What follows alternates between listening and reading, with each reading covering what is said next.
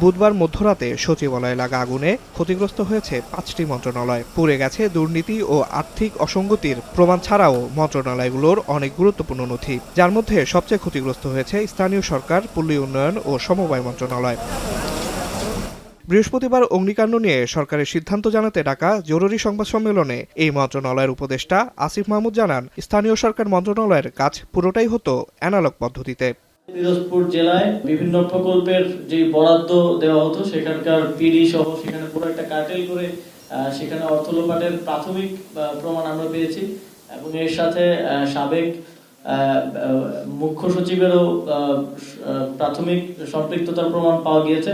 ফাইলগুলো ছিল মন্ত্রণালয়ে, সেগুলো ক্ষতিগ্রস্ত হয়েছে। যুব ক্রীড়া মন্ত্রণালয়ের নথির কার্যক্রম অনলাইনে থাকার কারণে সেটা আমরা রিকভার করতে পারবো, কিন্তু স্থানীয় সরকার পল্লী উন্নয়ন সমবায় মন্ত্রণালয়ের কার্যক্রম পুরোটাই অ্যানালগ ভাবে হয়, পুরোটাই ফাইলে হয়। সুতরাং যে শাখাগুলোর নথিগুলো আসলে পুড়ে গেছে সেগুলো কতটুকু রিকভার করা যাবে সেটা ক্ষয়ক্ষতি নিরূপণ করার জন্য আমাদের মন্ত্রণালয় পর্যায়ে একটা কমিটি আমরা করেছি।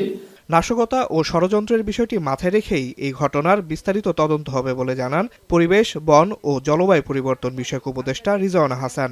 এজন্য উচ্চ পর্যায়ের একটি কমিটিকে ৩ দিনের মধ্যে প্রাথমিক প্রতিবেদন দিতে বলা হয়েছে। আজকে একটি জরুরি সভা হয়েছে মাননীয় প্রধান উপদেষ্টার সভাপতিত্বে। সেখানে সিদ্ধান্ত হয়েছে যে একটি অনেক উচ্চ পর্যায়ের কমিটি কাজ করে ৩ দিনের মধ্যে প্রাথমিক রিপোর্ট দেবে এই অগ্নিকাণ্ডের ঘটনার বিষয়ে, আমাদের সকলের নিরাপত্তার বিষয়, এবং এইখানে আমাদের রাষ্ট্রীয় অনেক গুরুত্বপূর্ণ দলিলগুলো থাকে।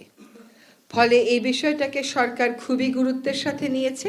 অগ্নিকাণ্ডের ব্যাপারে গোয়েন্দা ব্যর্থতা ছিল কিনা এমন প্রশ্নের জবাবে পরিবেশ উপদেষ্টা বলেন, তথ্য থাকলে সরকার অবশ্যই ব্যবস্থা নিত।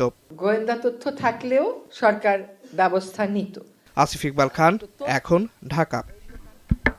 একনল হ্যান্ড ওয়াশ 100% প্যারাবেন ফ্রি, তাই নিরাপদ হাতের জন্য আস্থা রাখুন একনল।